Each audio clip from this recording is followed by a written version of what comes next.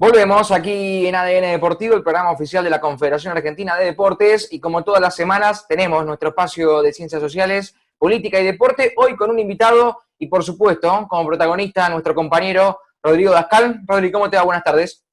¿Qué tal? Buenas tardes, ¿cómo están muchachos? ¿Todo bien? Todo Todo tranquilo. bien.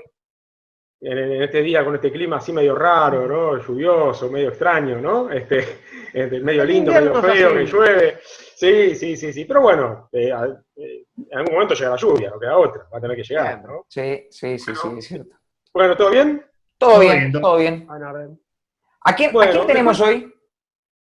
bueno, el día de hoy yo diría que es un día, por un lado es de los días más difíciles. ¿Por qué digo es los días más difíciles? Voy a ser poco original primero. Voy a decir un colega y amigo. Siempre digo lo mismo, así que sigo sin ser original, colegas y amigos, ¿no? Pero a veces hablar con colegas y amigos con los cuales trabajamos hace muchos años es más difícil que hablar con alguien con quien uno no conoce, como fue la semana pasada con Dave, por ejemplo, que nos conocemos, pero no tenemos un trato habitual ni trabajamos. Hoy vamos a charlar con Mariano Brucheski. Mariano Brucheski es colega y amigo, es sociólogo como yo, nos conocemos hace muchos años, de eso podemos hablar un poquitito ahora, pero voy a dejar que se presente. Hola Mariano, ¿cómo estás? ¿qué tal? Un gusto. Saludos a todos. Sí, es Hola cierto, Mariano. parece medio primaveral el día, pero sí, se viene la lluvia, indefectiblemente. Así es. Bueno, yo decía recién que nos conocemos hace mucho y en general en esta sección sobre ciencias sociales, política y deporte comenzamos siempre igual. Comenzamos con una pregunta que tiene que ver con que nos cuentes un poquitito, yo como si no lo supiera, yo no te conozco, no lo sé, que nos cuentes un poquito qué estudiaste, por qué estudiaste lo que estudiaste y cómo te metiste en el tema de deporte, ¿no? Cómo fue la cuestión con el tema del deporte particularmente. Em, bueno, ¿cómo me metí con el tema de deporte? Debe ser un poco fortuito, porque siempre cuento una anécdota cuando entré a la carrera de sociología.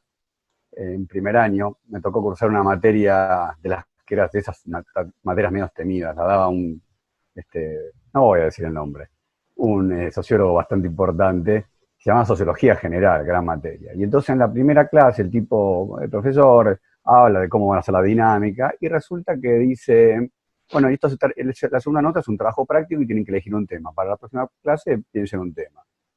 Vamos a la segunda clase y mis compañeros empiezan a tirar Roberto Art y Buenos Aires, los problemas de la política en Nicaragua, bla, bla. Y dije, yo quiero estudiar el tema del fútbol. Pero no veía que nadie le pegaba ni de costadito. Y levanté la mano tímidamente y dije, a mí me gustaría estudiar algo que tenga que ver con el fútbol y la sociología. Alzó los ojos, titular de Sociología General, y me dijo, ¿el fútbol? No es un tema de la sociología. Y pasó a otro. Bueno, yo me lo creí, realmente creí que no era un tema de la sociología.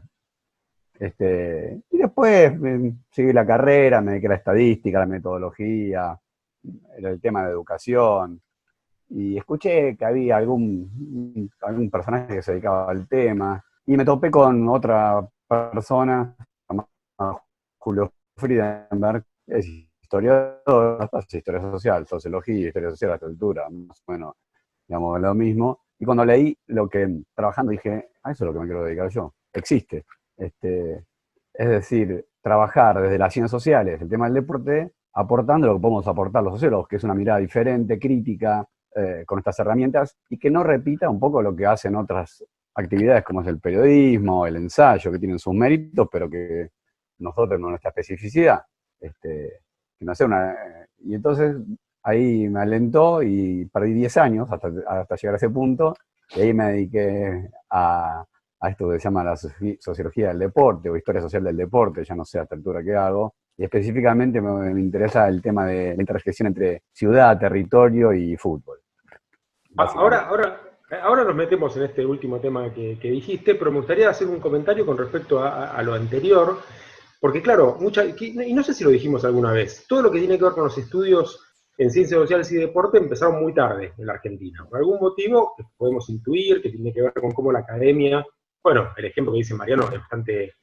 claro con respecto a esto, cómo la academia miraba el deporte y particularmente al fútbol, pero lo cierto es que nosotros teníamos desde muchas décadas atrás estudios sobre sociología de la educación, de las organizaciones, de la salud, sociología política, etcétera, pero sociología del deporte, ahí es como que recién, hasta los primeros trabajos de nuestro muchas veces nombrado Eduardo Archetti en este programa, no habían comenzado al mismo tiempo en Brasil, sí, recién década del 80, 90, teníamos algunos trabajos y algunos investigadores, pero como dice Mariano, en realidad este ejemplo es un ejemplo de lo que pensaba sociología seguramente, el canon de sociología y las ciencias sociales en general respecto de qué tema era estudiable y qué tema no era estudiable en la Universidad Argentina, por lo menos hasta los 90, ¿no? Que es cuando Mariano está hablando, que es la carrera de sociología en la querida Marcelo T.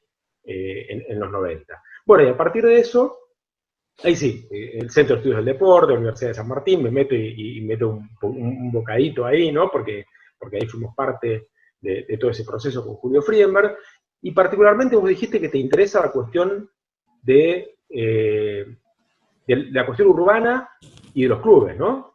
O los estadios. ¿Es lo mismo? A esta altura, para el caso argentino es medio como que es lo mismo, es diferente, porque los estadios están pegados a los clubes, con lo cual es un fenómeno argentino bastante particular, que no es que es raro, aunque hay casos, bastantes casos donde hay estadios solos, pero generalmente un estadio viene con un complejo polideportivo, una sede social, una escuela, etcétera, etcétera, con lo cual clubes y estadios estuvieron bastante relacionados. Y lo que me interesó siempre es ver cómo esos artefactos, llamémosle para ver una palabra sofisticada, ayudaron a construir la ciudad, y cómo la ciudad se construyó a partir de ellos. Entonces, cuando trabajé en mi tesis de maestría, trabajé dos casos que son la construcción del estadio de River y el estadio de Vélez, y ver cómo eso de alguna manera generó el desarrollo urbano de Núñez y de Liniers en su momento. Y bueno, después ahora mi idea es irme a ver si pasó o pasa lo mismo en el Gran Buenos Aires, que es un territorio más grande y más complejo, más heterogéneo. Pero es un poco claro, la idea. Porque estás trabajando ahora ya sobre tu tesis de doctorado, ¿no? Y está vinculado a esto que decís que tiene que ver con el conurbano, ¿no? Y los clubes en el conurbano. Sí. ¿Sí? La idea es tratar de siempre pensar al fútbol y a los clubes como una posible entrada a procesos sociales, pero a su vez haciendo un equilibrio medio difícil, ¿no? Que es el equilibrio entre es una ventana para ver la sociedad, pero también es un campo que tiene su lógica propia, entonces capaz que no te explica toda la sociedad. Es medio, parece un trabalenguas, pero es un poco la dificultad que tenemos siempre en las ciencias sociales, o contra lo que tenemos que pelear, esta idea de que el fútbol es el reflejo de la sociedad, o el fútbol no tiene nada que ver con la sociedad, y es mitad y mitad, siempre hacemos ese equilibrio. Entonces, Claro. Seguramente cuando desarrolle mi trabajo, encuentre en los clubes algo que me hable de cómo se construyó el Gran Buenos Aires, y que a su vez me cuente algo de qué pasó con el fútbol en el Gran Buenos Aires, que quizás sea algo similar, algo diferente, o tenga puntos de contacto, no sé. Exactamente, y además el caso que vos decís, Mariano, podemos quizás iluminarlo con esta idea que siempre decimos y escuchamos mucho respecto de que la ciudad de Buenos Aires, y por la ciudad de Buenos Aires entendamos también el conurbano, es el complejo urbano con más estadios en el mundo, ¿no? En general, cuando hacemos la cuenta. Entonces, quizás esto es algo anecdótico. Ahora, lo que vos estás trabajando va mucho más allá de la anécdota, ¿no? Porque tiene que ver con lograr explicar qué, digamos, de ese proceso urbano puede ser explicable, digamos, por el campo deportivo de alguna manera, y que tiene de conexión con el movimiento urbano de la ciudad, de las diferentes dimensiones que implican no solamente el movimiento urbano, sino, no sé, desde el ferrocarril o los comercios, como ha explicado Julio en su momento, para que ese proceso ocurra, ¿no? Porque si no, digo, de alguna manera siempre nos quedamos, es muy simpático decir, somos la ciudad con más estadios del mundo, ¿no? Lo explicamos un poco por el modelo del club, lo explicamos por alguna otra cuestión, y después vienen, no sé, Londres, Montevideo, etcétera, pero lo que vos estás haciendo es ahondando sobre ese vínculo, ¿no? ¿Está bien lo que estoy diciendo? Sí, está bien, inclusive tenemos una idea que muchas veces la charlamos y la compartimos, que nos gusta porque es como arriesgada y hasta provocativa, pero me gusta decir que en el caso de Buenos Aires, en el Gran Buenos Aires, supongo que debe pasar algo lo mismo, pero en el caso de Buenos Aires, los barrios fueron creados por los clubes de fútbol. No existían antes que los clubes de fútbol. Esto es muy polémico, alguien puede decir, no puede ser, Almagro fue Almagro. A mí me gustaría, si tuviese que decir, me sentaría en esa idea de que los clubes inventaron los barrios en Buenos Aires. Entonces, claro, o que por lo menos fueron parte de ese proceso identitario, que está clarísimo que fue así, ¿no? Nosotros cuando lo damos en clases, esto siempre decimos, bueno, la Ciudad de Buenos Aires recién quedó organizada más o menos como la conocemos hacia la década del 20. Antes, ¿cuántos barrios tenía, no? El centro, La Boca, Barracas, Belgrano, un poquito de Flores, y sin embargo, y mostramos fotos de lo que eran las canchas, porque no eran estadios en esa época, y lo único que se ve es descampado, ¿no? Se ve todo verde, no hay nada. Entonces cuando decíamos, bueno, la identidad de un barrio en construcción, en realidad ya tenía los clubes, cuando miramos la fecha de la fundación de los clubes, ¿no? Y vemos que la fecha de la fundación de los clubes en realidad tiene que ver con este proceso, y es previo o simultáneo a este proceso, bueno, ahí viene lo que dice Mariano, ¿no? Que tiene que ver con la identidad de los barrios y cómo se constituyeron los barrios en términos de identidades. Y déjame que diga una cosa más para que vos la continúes. Siempre ejemplificamos también, irónicamente, respecto de lo que tiene de identitario justamente esa construcción, porque nuestros barrios decimos, bueno, soy de Boedo, soy de Parque Patricios, ¿y qué tienen de distinto Boedo y Parque Patricios? Una avenida que los separa de un lado para otro, ¿no? Son casi iguales los barrios, en realidad. Pero bueno, la construcción justamente de esos barrios, con relación a los clubes, tiene que ver con una construcción mítica, identitaria, que profundiza en eso, la relación entre el club y el barrio, ¿no?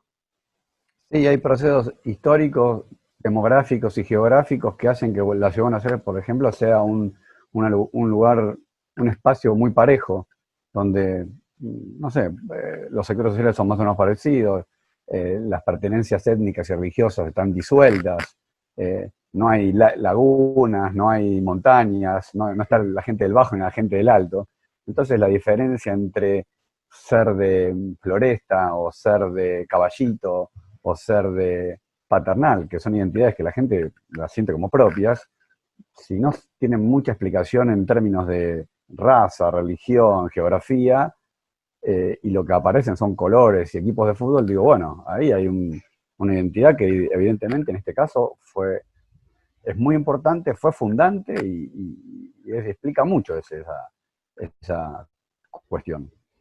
En el caso, Bien. por ejemplo, en el caso de River y de Vélez, yo fui como a casos muy extremos, porque son casos donde cuando deciden poner sus estadios, esas dos instituciones, los ponen en lugares casi vacíos. El de River es más vacío quizás que el de Vélez, y hay un montón de fotos aéreas hermosísimas donde se ve la nada misma, pero en el caso de Vélez pasa lo mismo, porque cuando Amalfitani dice, vos conseguí un terreno en Liniers, los miembros de comisión, los pares de comisión directiva le dicen a Amalfitani, vos estás loco, vamos a ir a un basural, un lugar, no va a ir nadie a ese lugar. Bueno, ahí está la cuestión más mítica de que el tipo dijo, vamos a ir igual, y voy a conseguir las topadoras de la municipalidad, y voy a liberar el terreno, y bueno, y ahora todos los de Vélez son de Liniers, como diciendo, ¿de qué otro lugar podría ser?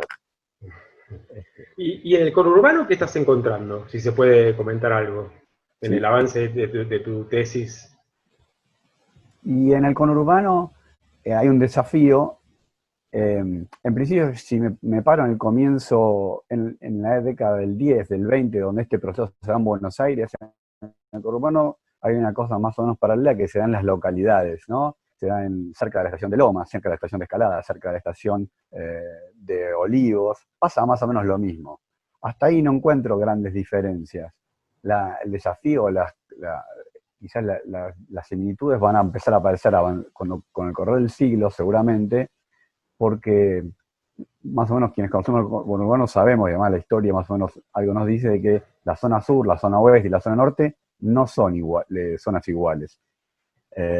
Ni en términos de las actividades productivas que prevalecieron, ni de su historia, ni de los sectores sociales que la ocupan. Entonces una pregunta es, ¿después pasó algo diferente con los deportes? O sea, ¿por qué si en 1920 la zona norte tenía un montón de clubes de fútbol, al igual que tenía los barrios de Buenos Aires, igual que la zona sur, para la década del 40 desaparecieron y hay más clubes de rugby? Bueno, ahí hay algo que me habla de algo que pasó con el fútbol, pero algo que pasó con el Gran Buenos Aires. Eso por un lado. O sea que hay una cuestión que tiene que ver con los tres brazos que son diferentes, y la otra cuestión tiene que ver con el desarrollo del tiempo, ¿no? Si en la década del 20 pensar las localidades centrales de Gran Buenos Aires y la de la ciudad es algo más o menos parecido, en el 40 y 50 ya hay diferencias, y después ya de los 70 en adelante el tercer cordón, los equipos del ascenso de la C y de la D que están más alejados, hay otros sectores sociales, bueno, ahí se abre un abanico que es interesante y que con muchas preguntas. Clarísimo, vos fuiste, creo, Mariano, muy claro, pero y quiero entender, a partir de lo que decís, que con el ejemplo del brazo norte, de alguna manera, claro, cuando pensamos en los clubes de fútbol, por lo menos en los clubes que tienen fútbol profesional, uno mira hacia el norte y casi que puede decir Tigre y nada más, ¿no? En lo que sería el fútbol grande, entre comillas, de Argentina. Y sin embargo mira hacia el sur o al oeste y claro, hay muchos más clubes, por lo menos en las primeras divisiones del fútbol argentino.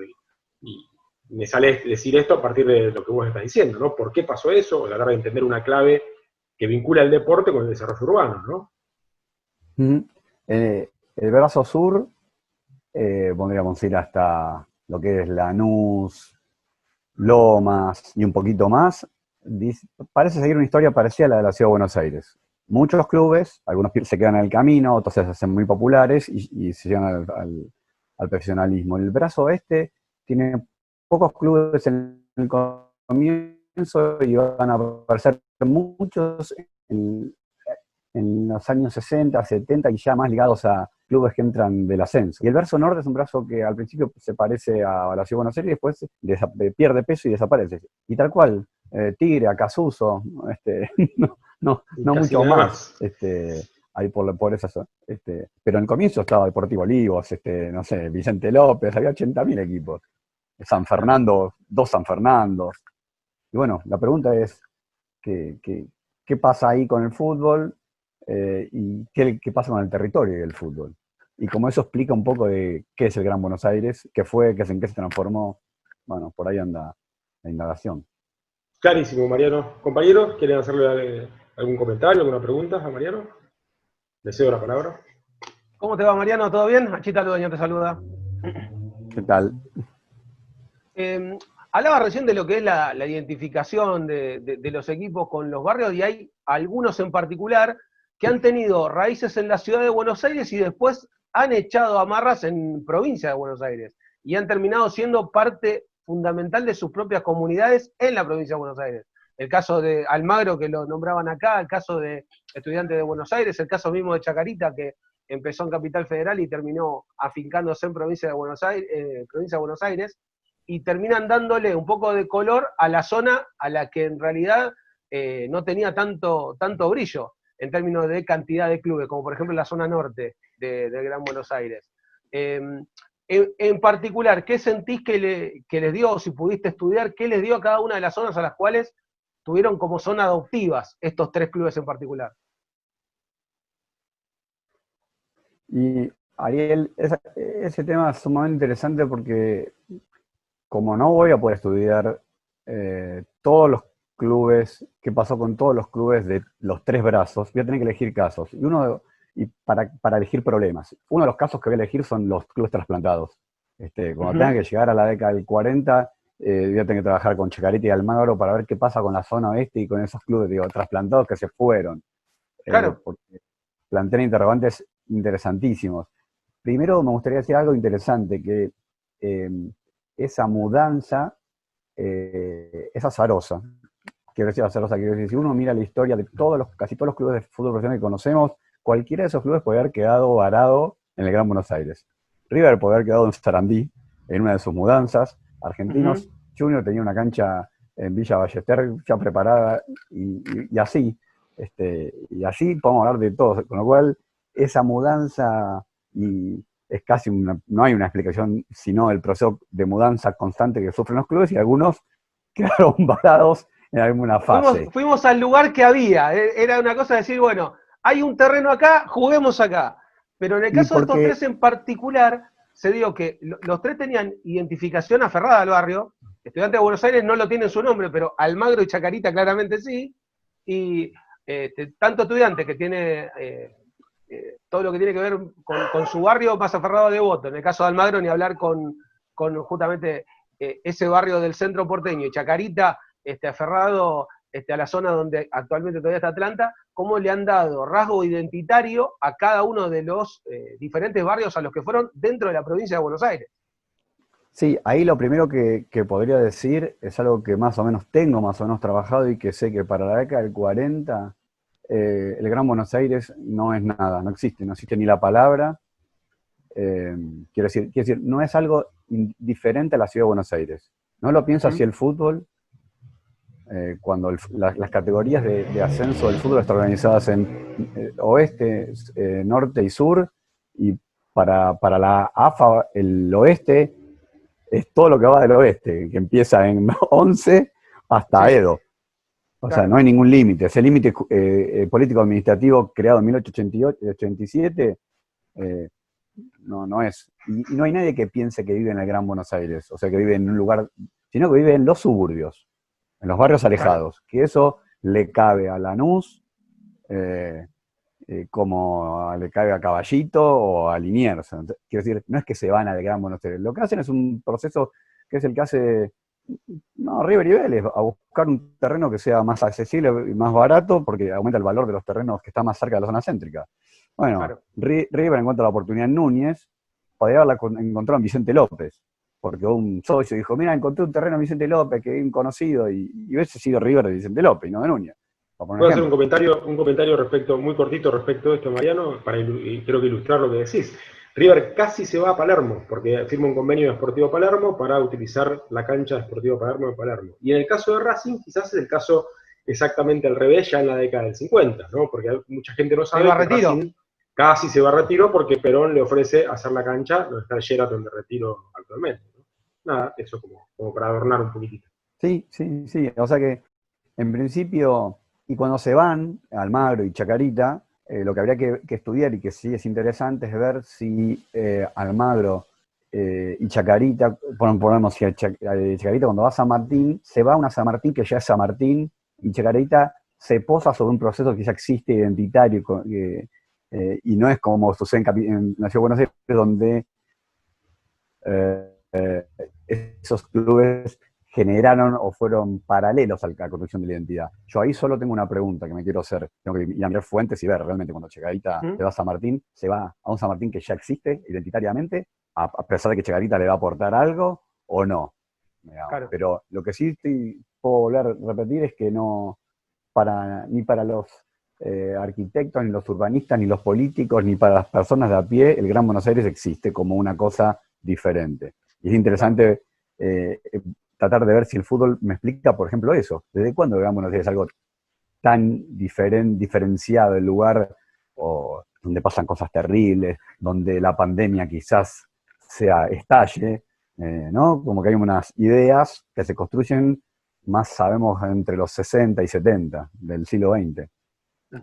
Mariano, y más allá de estas cuestiones identitarias, deportivas y sociales, que son por lo general las más conocidas por parte de los oyentes y de la sociedad en general, ¿qué otros beneficios le aportaron al barrio y a las ciudades la llegada de los clubes?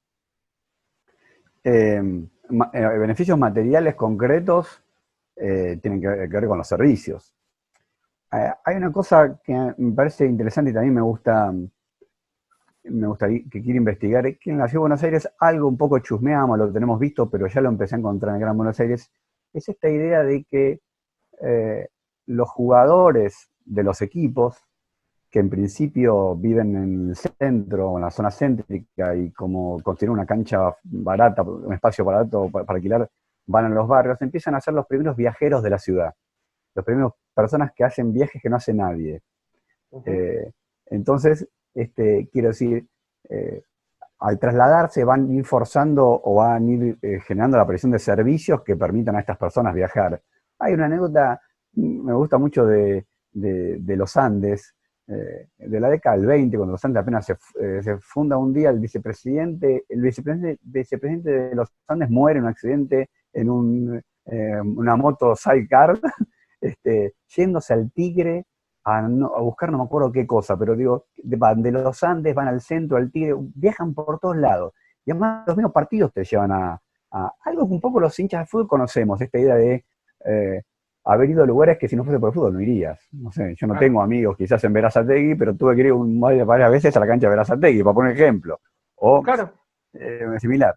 Pero volviendo a la pregunta, porque me fui un poco por las ramas, la cuestión tiene que ver con eso, con que una vez que van a esos lugares, se afincan en esos lugares y al afincarse en esos barrios, empiezan a pelear por que vengan servicios, que se asfalten las calles, que haya luz, que haya cloacas. El caso de River, que está muy bueno gráficamente, está bueno porque cuando se construye el Monumental se hace la avenida Udaondo y digamos, un bañado que estaba libre y vacante empieza a tener una gran avenida y un gran acceso. Así que hay beneficios concretos materiales. Clarísimo, Mariano, el tiempo es tirano, así que genial la charla, pero aquí los compañeros ya me están diciendo y llevamos un hermoso tiempo de diálogo que tenemos que despedirnos y nada, me parece que buenísimo todos los temas que nos interesan para la columna, así que muchísimas gracias por haber estado. Bueno, gracias a ustedes, nos vemos hasta la próxima. Chao, Mariano, gracias. Chao, Rodri. Chao. Hasta la semana que viene. Muchachos, nos vemos hasta la semana que viene, buenísimo. Un abrazo grande. Chao, chao. Abrazos grandes. Hasta luego. Chao, chao.